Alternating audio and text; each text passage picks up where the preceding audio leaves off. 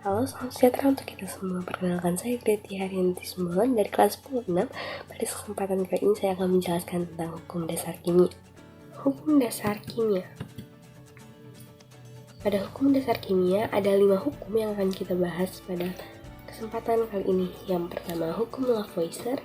Yang kedua, hukum Proust. Yang ketiga, hukum Dalton. Yang keempat, hukum Gay-Lussac. Dan yang kelima, hukum Avogadro. Sebelum mempelajari hukum tersebut, ada baiknya kita mengetahui dulu massa atom relatif atau AR dan massa molekul relatif atau MR. Adapun rumus untuk kedua massa tersebut, yaitu massa atom relatif, itu dirumuskan dengan ARX sama dengan massa satu atom X per 1/12 kali massa satu atom C-12. Dan massa molekul reaktif atau MR adalah ARX sama dengan massa 1 molekul X per 1/12 kali massa 1 atom C12. Hukum yang pertama yaitu hukum Lavoisier atau sering juga disebut dengan hukum kekalahan massa. Hukum Lavoisier dicetuskan oleh ilmuwan asal Prancis yaitu Antonio Laurent Lavoisier. Dalam penelitiannya, Lavoisier membakar merkuri cair berwarna putih dengan oksigen sampai dihasilkan merkuri oksida berwarna merah. Dari penelitian tersebut diperoleh hasil bahwa massa oksigen yang dibutuhkan pada proses pembakaran sama dengan massa oksigen yang terbentuk setelah merkuri oksida dipanaskan. Adapun bunyi dari hukum Lavoisier ini yaitu dalam setiap reaksi kimia, jumlah massa zat-zat sebelum dan sesudah adalah sama. Maka rumus hukum Lavoisier dapat dituliskan sebagai berikut. Massa reaktan sama dengan massa produk. Contoh soal dalam hukum Lavoisier ini yaitu sebanyak 3175 gram logam tembaga direaksikan dengan 8 gram gas oksigen dalam wadah tertutup membentuk tembaga oksida. Reaksi yang terjadi sebagai berikut. 2Cu ditambah O2 menghasilkan 2CuO. Massa tembaga oksida yang dihasilkan adalah, pembahasannya yaitu 2Cu dan ditambah O2 menghasilkan 2CuO. 2CuO sudah setara. Jika belum setara, kita harus menyetarakan reaksi kimia tersebut. Pada soal di atas berlaku hukum kekalahan massa atau hukum Lavoisier, yaitu jumlah massa sebelum reaksi sama dengan jumlah massa sesudah reaksi. Berarti massa Cu ditambah massa O2 sama dengan massa CuO. Massa CuO sama dengan 31,75 gram ditambah 8 gram menghasilkan 39,75 gram. Di sini pilihannya yaitu yang D. Selanjutnya yaitu hukum Proust atau perbandingan tetap. Seorang ilmuwan asal Prancis, Joseph-Louis Proust, meneliti perbandingan massa unsur yang terkandung di dalam suatu senyawa pada tahun 1799. Penelitian itu membuktikan bahwa setiap senyawa tersusun atas unsur-unsur dengan komposisi tertentu dan tetap. Hukum Proust ini berisi perbandingan massa unsur-unsur dalam satu senyawa adalah tertentu dan tetap. Maka rumus hukum Proust dapat dituliskan sebagai berikut. A banding B sama dengan X ARA banding Y kali ARB, atau bisa diucapkan seperti massa unsur dalam senyawa sama dengan jumlah AR unsur MR senyawa X dikali massa senyawa. Contoh soal, massa karbon atau C dan oksigen memiliki perbandingan 3:8. Jika karbon yang bereaksi 1,5 gram, berapa massa oksigen bereaksi dan massa karbon dioksida yang terbentuk? Pembahasannya, yang pertama kita harus menghitung dulu massa oksigen yang bereaksi dengan menggunakan perbandingan massa C dan O. Massa O 8/3 dikali massa C. 8/3 dikali 1,5 sehingga menghasilkan 4 gram. Jadi massa oksigen yang bereaksi adalah 4 gram. Untuk mencari massa karbon dioksida yang terbentuk, kita dapat menjumlahkan massa karbon yang bereaksi dengan massa oksigen yang bereaksi. Massa CO2 sama dengan massa C ditambah massa O. Berarti 1,5 ditambah 4 menghasilkan 5,5 gram. Jadi hasilnya yaitu hasil massa oksigen bereaksi dan massa karbon dioksida yaitu 4 gram dan 5,5 gram. Yang ketiga itu hukum Dalton atau hukum perbandingan berganda. Seorang ilmuwan asal Inggris, John Dalton, melakukan penelitian dengan membandingkan massa-massa unsur pada beberapa senyawa, contohnya oksida karbon dan oksida nitrogen. Ketika John ini meneliti, terdapatlah hasilnya yaitu perbandingan dari kedua senyawa tersebut. Perbandingan keduanya yaitu terdapat kita lihat di dalam slide. Jika massa karbon di dalam CO dan CO2 sama, massa oksigen yang dihasilkan menghasilkan perbandingan tertentu. Perbandingan massa oksigen pada senyawa ini yang diperoleh Dalton adalah 4/8 atau bisa kita perkecil lagi menjadi 1/2.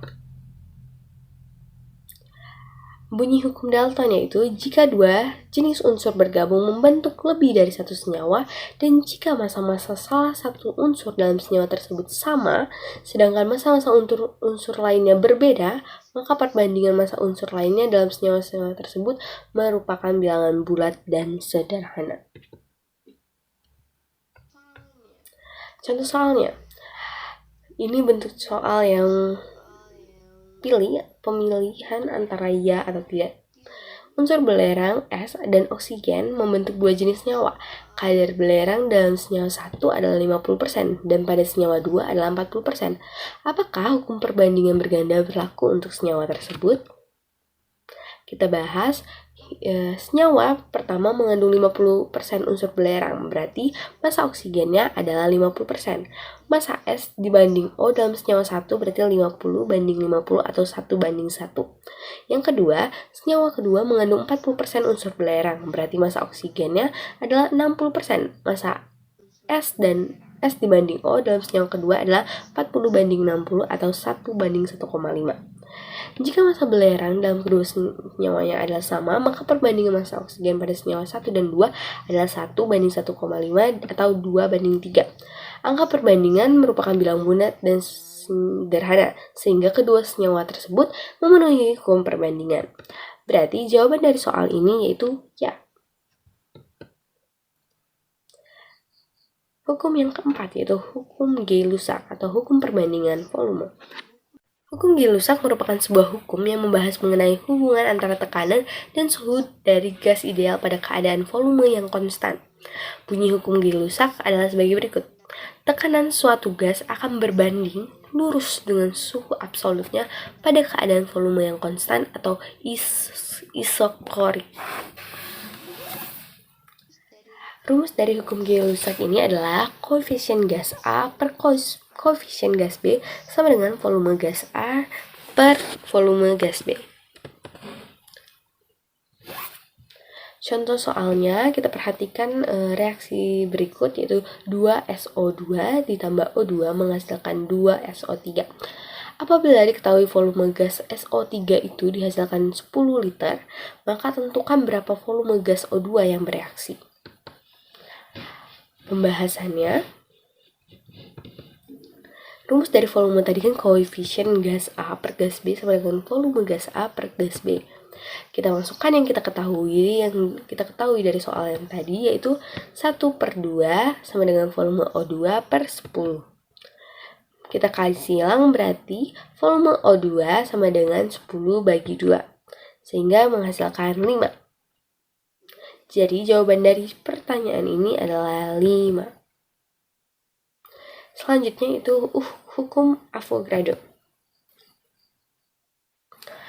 Hipotesis Avogadro itu dicetuskan oleh seorang ilmuwan asal Italia yang bernama Amadeo Avogadro pada tahun 1811. Avogadro menyatakan bahwa partikel unsur tidak selalu berupa atom yang berdiri sendiri, melainkan bisa berbentuk molekul unsur, contohnya H2, O2, N2, atau P4. Bunyi dari hukum Avogadro ini yaitu pada suhu dan tekanan yang sama, perbandingan gas yang volumenya sama memiliki jumlah molekul yang sama pula. Maka, rumus hukum Avogadro dapat dituliskan sebagai berikut. Mol gas A per mol gas B sama dengan volume gas A per volume gas B.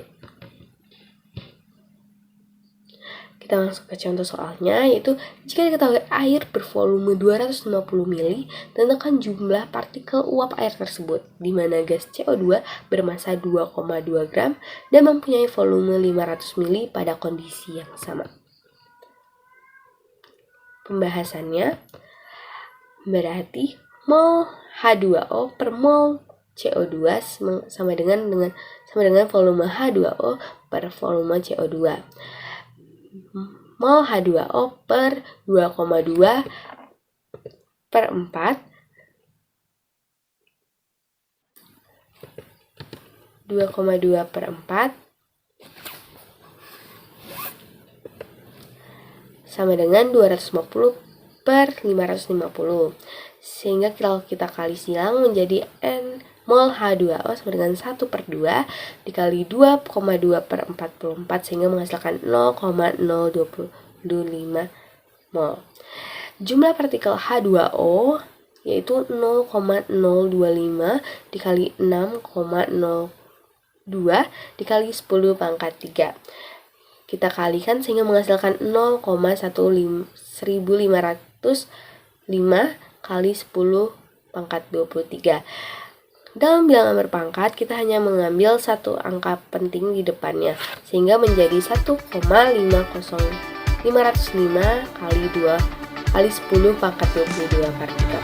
Sekian pemaparan materi dari saya mohon maaf bila saya ada kesalahan kata maupun ketidakjelasan dalam menjelaskan.